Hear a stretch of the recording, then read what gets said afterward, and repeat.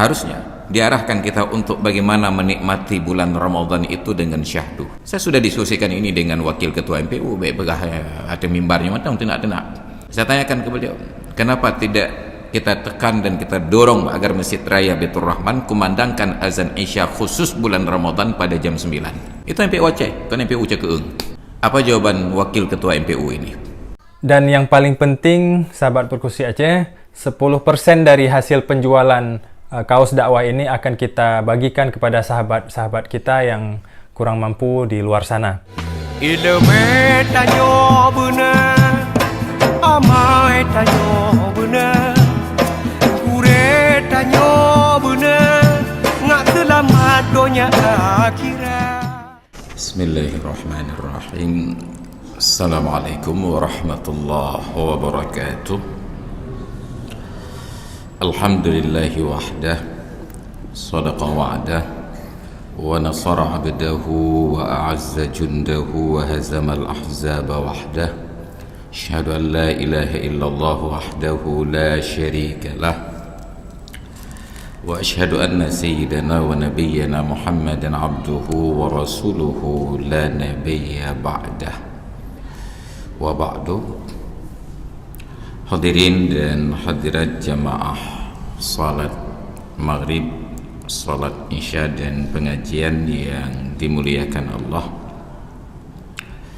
Malam ini kita sudah berada di 14 hari bulan Sya'ban, dan malam besok bertepatan dengan nisfu Sya'ban. Demikian di kalender yang tertera, dan demikian pula dari pengumuman pakar-pakar di bidang ilmu falak ataupun astronomi, yang berarti sekitar setengah bulan lagi, 15 hari lagi kita akan masuk bulan Ramadan, dan semakin hari semakin dekat.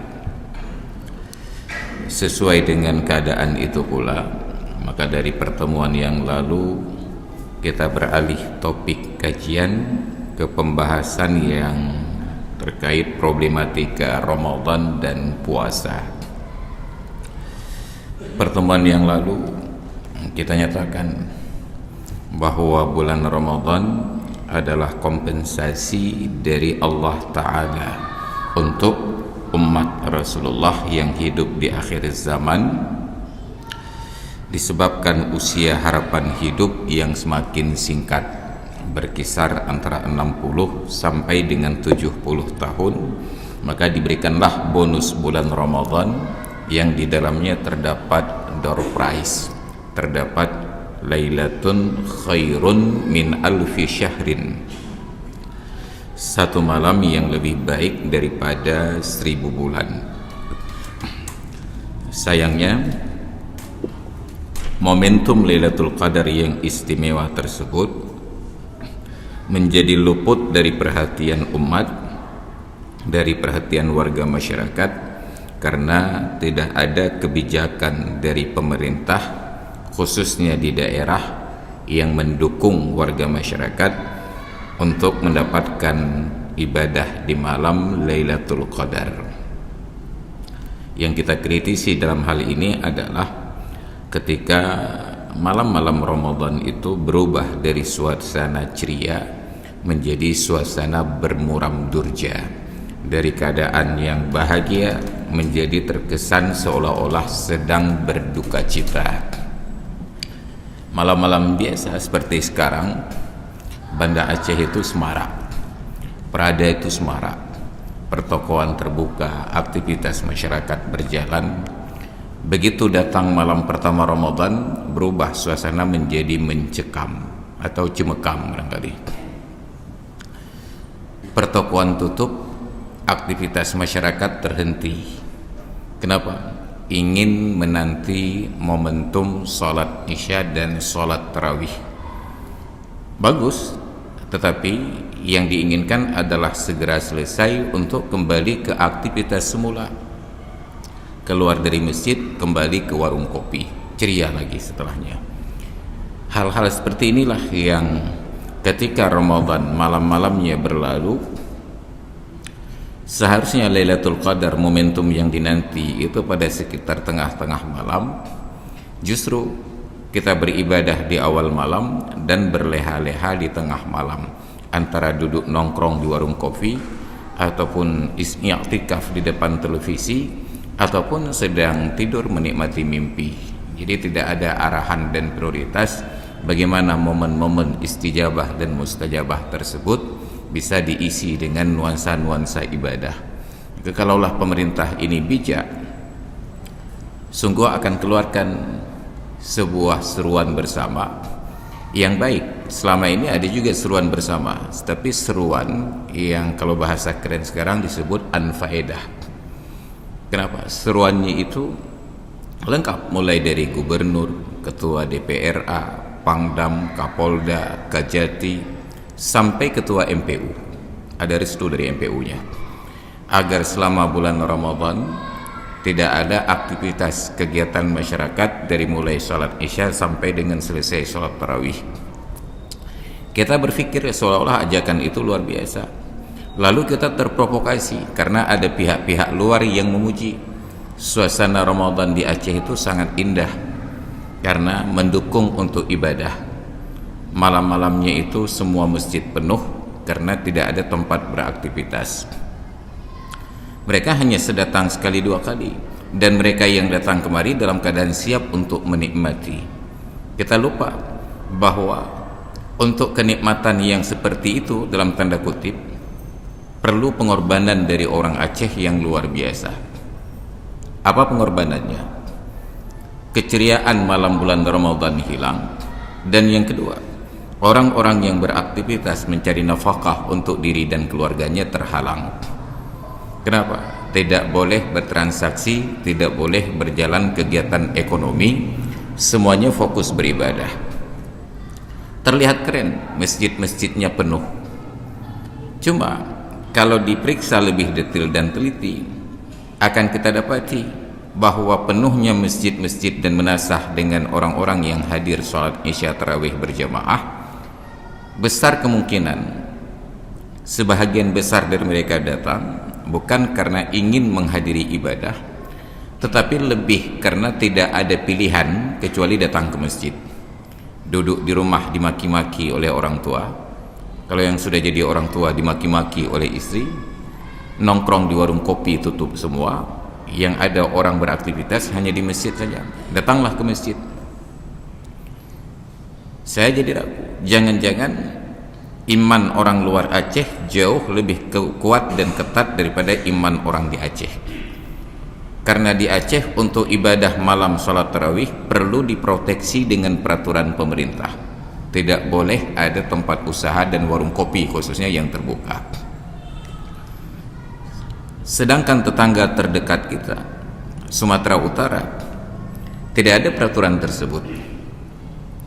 Mal-mal mereka tetap buka, sedangkan kita belum punya mal. Kita hanya punya miniatur mal. Itu pun sudah cukup untuk menyibukkan kita. Nah, makanya banyak orang-orang Aceh yang tidak pernah keluar dari Aceh, kalau datang tamu dari Jakarta, dari Medan sampai ke Aceh, diajak ke Suzuya, diajak ke Matahari, dipikir nggak ada di negara orang, hanya di Aceh saja yang ada tersebut. Ini anomali karena bangainya kita. Mereka punya mall yang jauh lebih besar, lebih representatif dengan semua aktivitas hiburan yang mengasihkan. Tapi cobalah sekali-kali jalan-jalan ke Sumatera Utara, Medan, Besitang, Setabat, Tanjung Pura. Sepanjang jalan bulan Ramadan, walaupun di luar ada banyak keramaian, tapi masjid mereka tetap penuh. Yakinlah orang yang datang ke masjid untuk beribadah dalam keadaan ada alternatif melakukan kegiatan lain, keimanannya jauh lebih tinggi daripada orang-orang yang datang ke masjid karena tidak ada pilihan. Ini terjadi pada kita.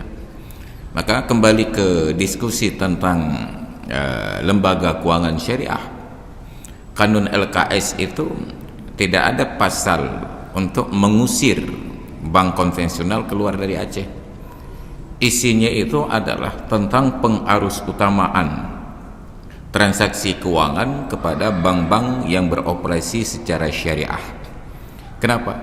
kita menjadi berpahala berinteraksi dengan bank yang syariah saat ada alternatif untuk berinteraksi dengan bank konvensional.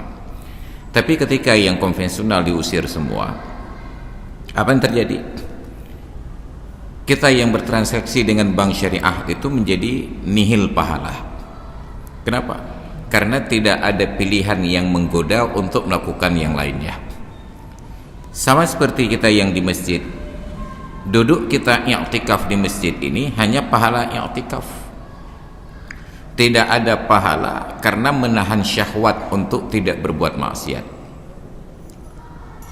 Tapi bayangkan orang yang hidup di kota besar, mungkin karena keterpaksaan, satu-satunya ruang ekonomi yang mungkin dia beraktivitas dan terlibat di dalamnya adalah di tempat-tempat maksiat, di kafe-kafe, di nightclub, tempat-tempat orang mencari kemaksiatan.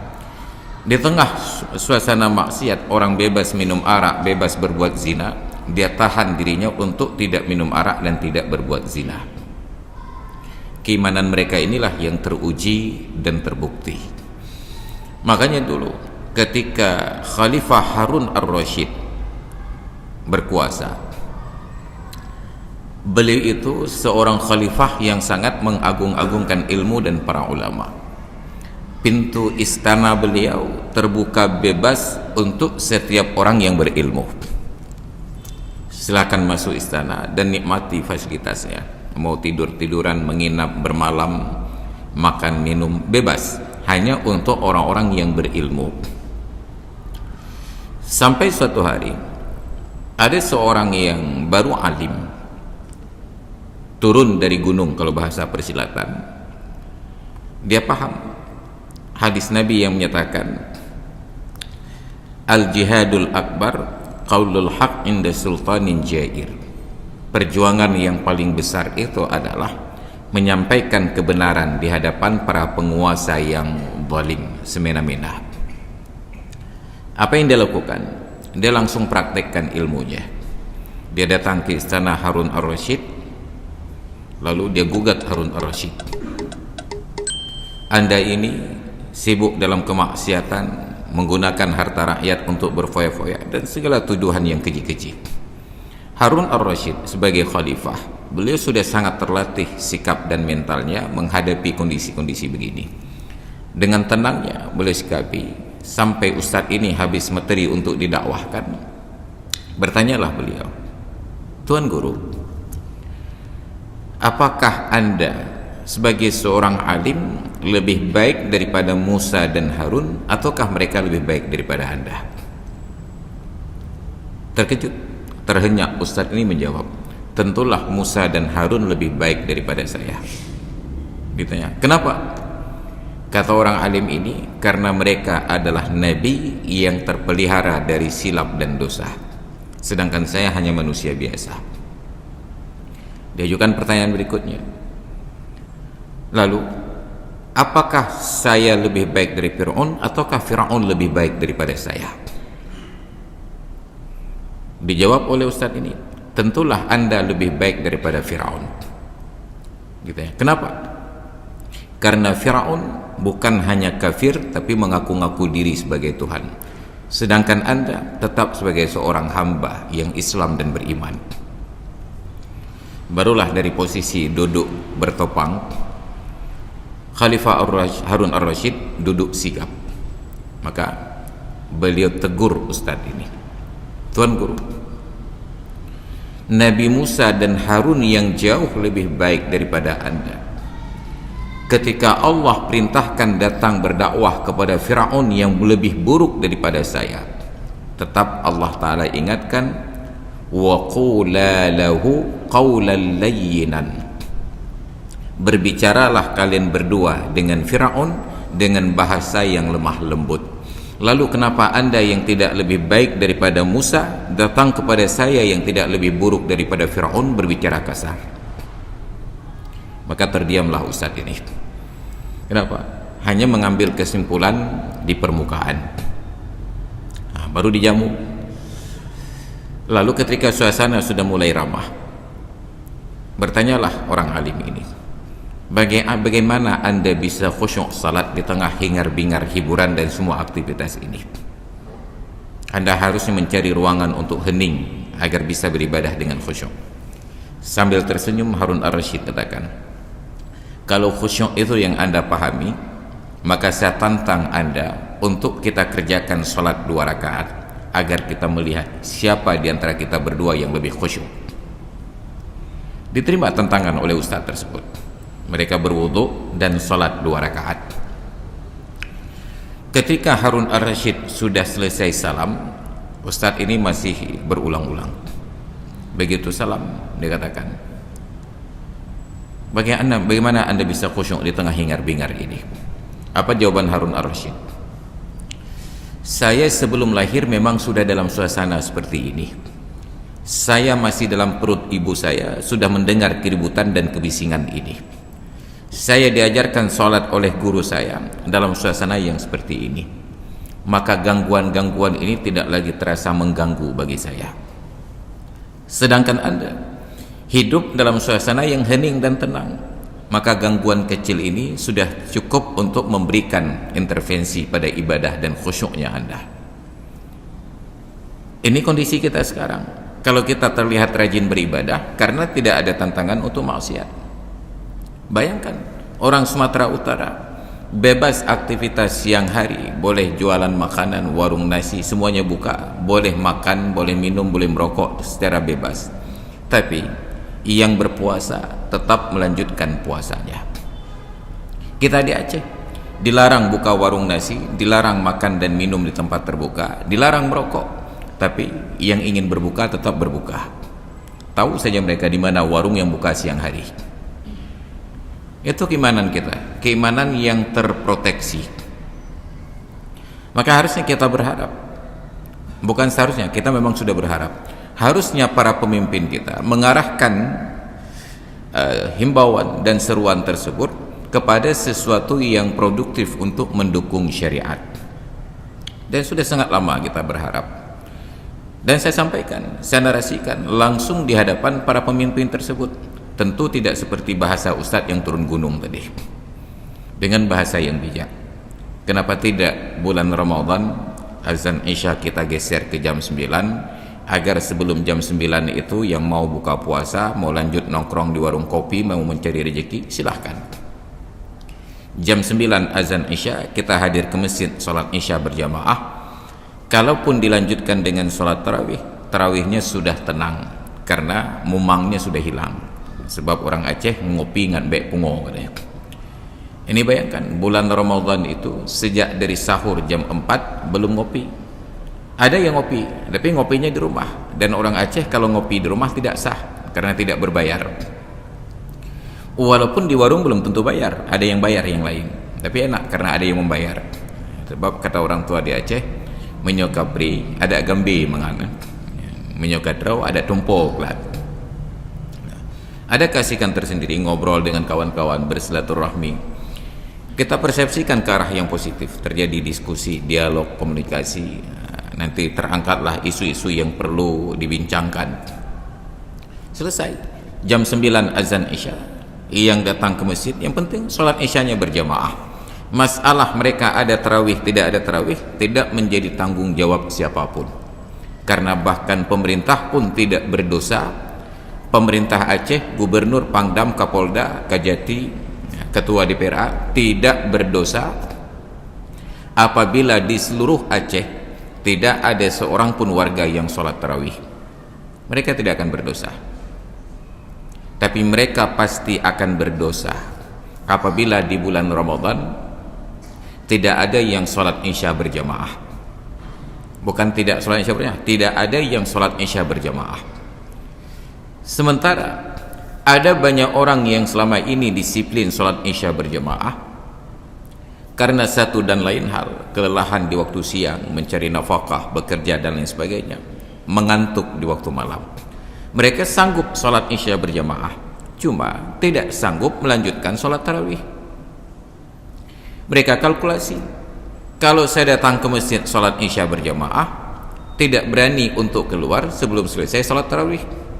Kalau saya lanjut sholat tarawih, saya mengantuk. Akhirnya diambil kesimpulan, alah kakak datang mayang rumah. Ini siapa yang berpikir dampaknya? Satu.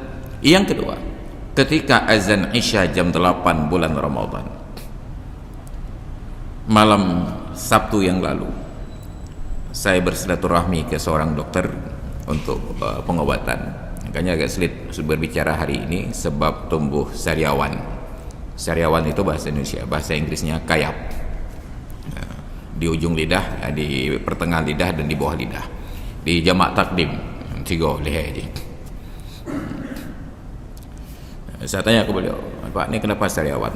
Kata beliau, kurang vitamin C, Pak Ustaz. Bukan vitamin C habis lenjep bendung. Oh, kalau begitu kemungkinannya yang kedua. Apa? Letak ni pegah gegap. Kalau itu saya akui, Pak. Diskusilah dengan beliau karena sedang sepi pasien. Saya tanya ke beliau, Pak, di klinik Anda ini, tempat Anda praktek, kira-kira bulan Ramadan buka enggak? Oh, buka, Pak Ustaz. Kita buka dari habis sholat asar sampai menjelang berbuka. Kemudian tutup. Saya tanya, kenapa tutup? Karena kami perlu sholat tarawih. Maka terjadilah diskusi dengan beliau. Saya sampaikan, Dok, sehebat apapun sholat tarawih itu ibadah sunat, tapi seburuk apapun profesi Anda sebagai dokter untuk mengobati pasien, itu adalah ibadah wajib. Beliau katakan, tapi kan kami sudah buka praktek dari habis asar sampai maghrib. Orang sakit tidak menanti jadwal praktek Anda. Kita nggak bisa berkonsultasi dengan penyakit karena ini sedang bulan Ramadan, tolong jangan sakit setelah maghrib. Hanya dah berakhir. Tetap dia akan muncul pada waktunya. Biasanya malam-malam yang lain tenang saja, begitu sakit datang ke dokter, antri mungkin sampai jam-jam 9 malam. Berhubung bulan Ramadan, antrian dibatasi hanya sampai menjelang maghrib. Orang yang sakit tidak sanggup tertahankan, wajib pulang. Kalaupun bertahan di tempat tersebut, tidak ada pelayanan. Kenapa? Karena dokternya akan sholat tarawih. Dan tidak mungkin 1-2 orang dokter melanggar ketentuan ini. Dianggap dokter yang trip-han-trip, bukan mitapeng. Padahal beliau tidak berpikir tentang mitapeng. Dokter itu rata-rata sudah lapang rezekinya. Gaji profesionalnya saja sudah di atas puluhan juta rupiah. Mereka sedang berpikir untuk ibadah. Tapi karena mengingat ada masyarakat yang perlu layanan, mereka buka praktek. Lalu muncullah tuduhan-tuduhan mudah itu, hangkai kaya li, hantip-tip li. Padahal sedang melakukan ibadah wajib. Lalu pertanyaannya, kenapa klinik ini tutup di malam hari bulan Ramadan? Karena kebijakan azan Isya jam 8. Andai kata azan Isya jam 9, dokter bisa buka puasa di tempat praktek dan beliau lanjutkan untuk melayani pasien sampai setelah sholat maghrib, sampai jam 8, sampai jam setengah 9. Tapi tidak ada kebijakan dari para pemimpin. Pertanyaannya, apakah para pemimpin ini nggak pernah sakit? Gubernur pernah sakit, bupati, wali kota pernah ngop-ngop cemekam 3 kali maghrib belum puasa. Ada, tetapi mereka punya layanan pribadi, ada dokter pribadi. Masyarakat tidak punya dokter pribadi. Maka harus kita sarankan agar di bulan Ramadan dokter pribadi para gubernur, bupati dan wali kota tersebut jangan lagi terikat dengan jabatannya. Bah sakit ngop-ngop cemekam bahinang kerawal. Supaya paham demikianlah penderitaan masyarakat di bulan Ramadan. Maka na'udzubillah, ini himbauan yang anfaedah. Harusnya diarahkan kita untuk bagaimana menikmati bulan Ramadan itu dengan syahdu. Yang ingin ngopi-ngopi, karena ada jam-jam ibadat yang diminta oleh tubuh dan oleh jiwa. Selesai tugas-tugas manusia, baru dia beralih kepada ibadah melayani Tuhannya. Di tempat kita tidak, dan tidak ada yang memberikan saran tersebut ketika kita berdiskusi dengan orang-orang yang punya kewenangan di bidangnya. Saya sudah diskusikan ini dengan wakil ketua MPU, baik begah ada mimbarnya macam tidak. Saya sudah berdiskusi. Saya tanyakan ke beliau, kenapa tidak kita tekan dan kita dorong agar Masjid Raya Baitur Rahman kumandangkan azan Isya khusus bulan Ramadan pada jam 9. Apa jawaban wakil ketua MPU ini? Itu MPU Aceh, bukan MPU Cekeung. Apa jawaban beliau? Kami nggak perlu masjid raya, Pak Ustaz. Kamu hanya perlu masjid raya niku. Kaberakan kamu sembahyang Isya tarawih poti kurang. Itu jawabannya. Naiklah intonasi suara saya sedikit, padahal beliau orang yang sepatutnya kita muliakan. Saya bilang, Tengku, jangankan di pesantren Anda, di pesantren saya dicet ke jam 9 sholat Isya. Tapi pesantren Anda dan pesantren saya tidak menjadi contoh bagi tempat yang lain. Yang mereka ikuti adalah Masjid Raya Baitur Rahman. Hai nyocik nah, yang kayak itu baru hidup nyocik ya. Bayangkan, tidak melihat kemaslahatan tu rakyat, yang pikir draw menteng kaman ke siapa ya? Maka ini na'udzubillah, rusaklah suasana Ramadan kita. Orang menjadi benci Ramadan, orang makin lama pelan-pelan mereka makin tidak suka dengan syariat Islam, karena syariat yang membatasi, bukan syariat yang mengajak. Na'udzubillah, ini kekhawatiran kita. Maka ketika masuk bulan Ramadan, kita perlu ilmunya. Berulang-ulang saya sampaikan, tidak salat tarawih sama sekali Anda tidak berdosa. Tidak ada satu kampung pun yang salat tarawih, bahkan tidak ada satu kota pun yang salat tarawih. Sebab kalau disebut kampung kadang-kadang nggak termasuk kota, karena memang antara kota dengan kampung berbeda. Di mana bedanya? Beda kelas ketika disebut balainya. Balai desa itu sangat berbeda kelas dengan balai kota. Balai desa itu dipimpin oleh kecil, sedangkan balai kota dipimpin oleh wali kota. Beda derajat. Tidak ada satupun yang tarawih. Seluruh Aceh sepakat untuk Ramadan tahun ini salat tarawih kita tiadakan. Gubernur tidak berdosa, wali kota tidak berdosa, bupati tidak berdosa, kecil tidak berdosa, karena tarawih hanya salat sunat. Maka coba kaji kembali dalam sejarah. Pernahkah ketika Sayyidina Abu Bakar Siddiq radhiyallahu anhu menjadi khalifah ada pengumuman tentang salat tarawih? Tidak. Tidak ada satu masjid pun yang melaksanakan salat tarawih malam bulan Ramadan 2 tahun masa Abu Bakar menjabat sebagai khalifah. Kenapa? Karena itu bukan pekerjaan yang paling utama. Itu hanya tambahan sunat. Sunat itu tambahan sebenarnya, tapi di Indonesia sunat itu potongan. Maka ketika bantuan untuk masyarakat disunat, itu artinya dipotong. Sedangkan dalam Islam ketika ada orang yang salat sunat, itu berarti ditambah. Kenapa sunat menjadi potongan? Karena kita memplesetkan kata sunat dengan khitan. Khitan itu disunat, karena dipotong maka semua yang dipotong akhirnya disebut disunat. Ini penyelewengan bahasa juga.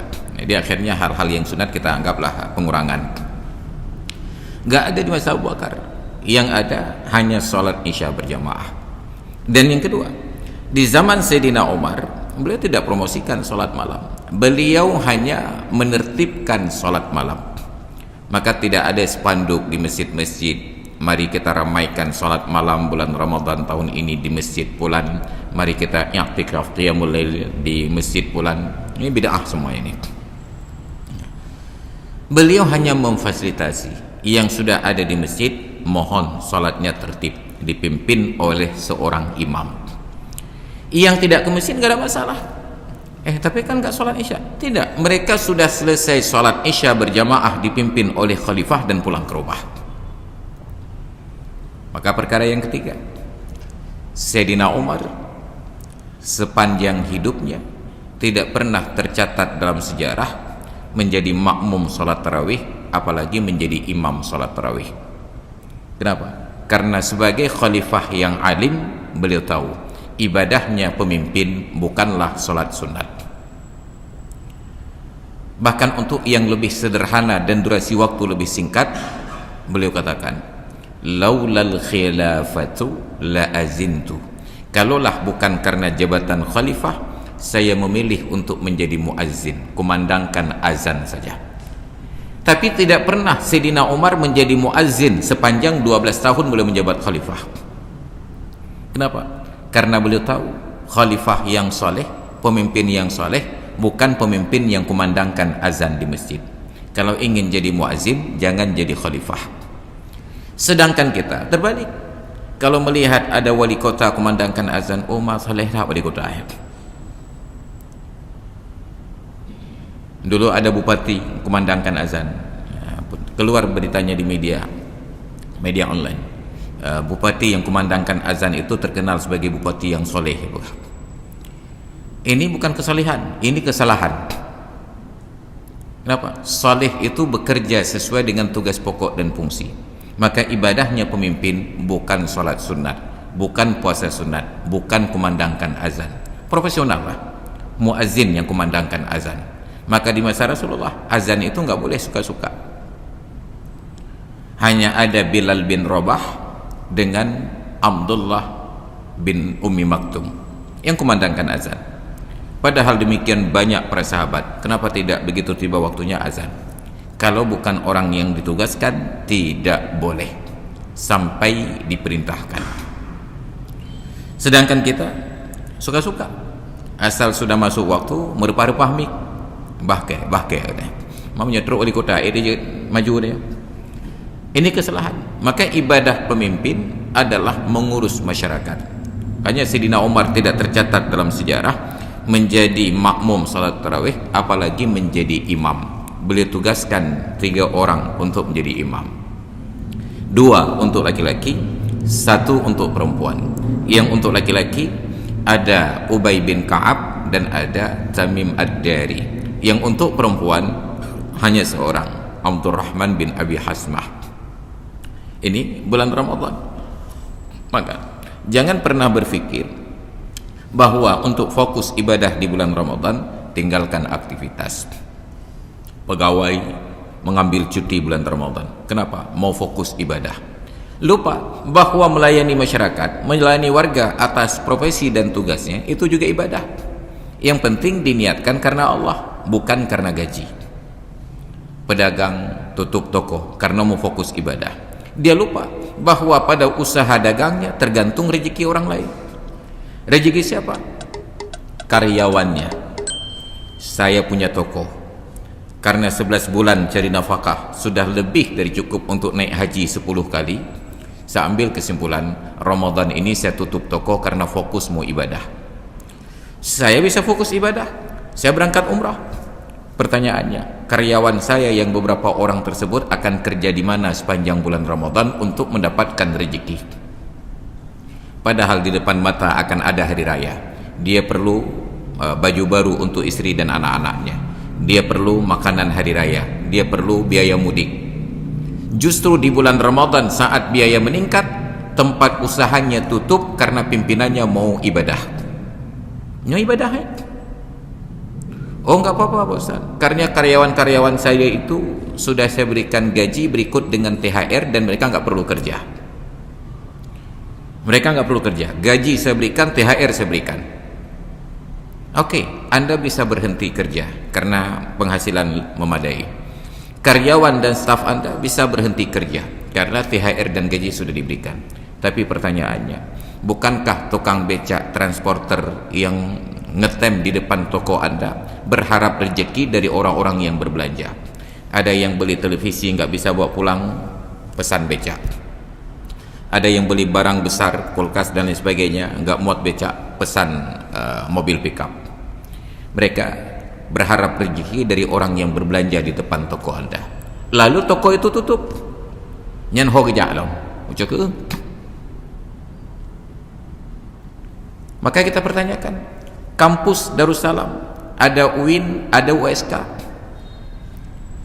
Yang tinggal mulai dari jembatan Lamnyong belah dia sampai Ucap ke, rezeki mereka itu di mahasiswa yang kuliah. Ketika ada kuliah, mereka sewa kos, masuk uang, berputar. Ketika ada mahasiswa, maka hidup warung-warung nasi yang jualan di gerobak.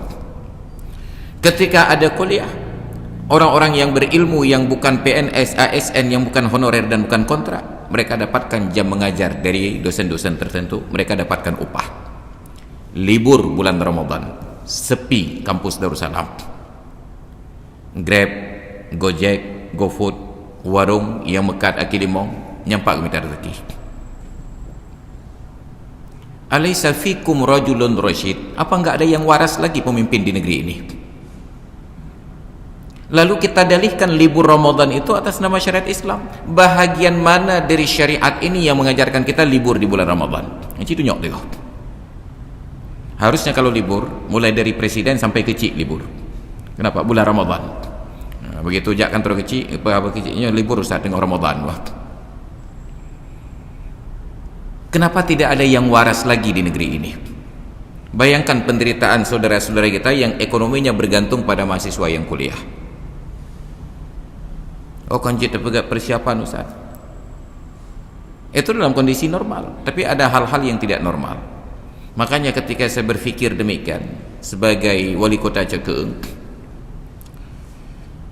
di Kopelma Cekeung itu, pesantren saya Babul Maghfirah, dulu kita liburkan Ramadan. Lalu terlihatlah ustadz-ustadz ini tetap duduk di pesantren, tidak ada honor yang berputar, kita hanya sanggup sediakan makan saja untuk sahur dan buka puasa. Kita jadi berpikir, yang pertama nasib para ustadz ini, yang kedua nasib wali murid. Karena murid-murid kami rata-rata menengah ke bawah, middle end, bahasa keren ya, menengah ke bawah. Oh, low mid, bukan middle end, low mid, dari bawah sampai pertengahan. Yang sebahagian besar wali murid ini yang berdomisili di Banda Aceh, rumahnya pas-pasan, hanya untuk rumah keluarga berencana, 2 orang anak. Begitu anak besar diantarkan ke dayah, ke pesantren, maka rumah menjadi lapang. Begitu pesantren libur, anak pulang semua, ayahnya harus di menasah. Maka pesantren dan dayah bagi sebagian keluarga di Banda Aceh menjadi rumah kedua. Maka kita kombinasikan, kita izinkan libur di awal Ramadan untuk menikmati urogat, bulengat, timpan mak pegat utami rasa. Kemudian di pertengahan Ramadan kita buat kegiatan yang sesuai dengan Ramadan, ada tahfidz, ada tilawah dan lain sebagainya. Murid-murid datang, mereka harus setor biaya operasional untuk uang makan. Uang makan untuk sendiri mahal. Ketika yang mahal yang sendiri-sendiri kita kumpulkan menjadi banyak yang murah, ada banyak selisih uang untuk kita pakai makan bersama. Maka sebahagian bisa kita bayar honor ustadz ini bisalah menikmati hari raya, ada sedikit uang untuk baju baru. Orang tuanya di rumah menjadi lebih mudah karena rumahnya menjadi lapang.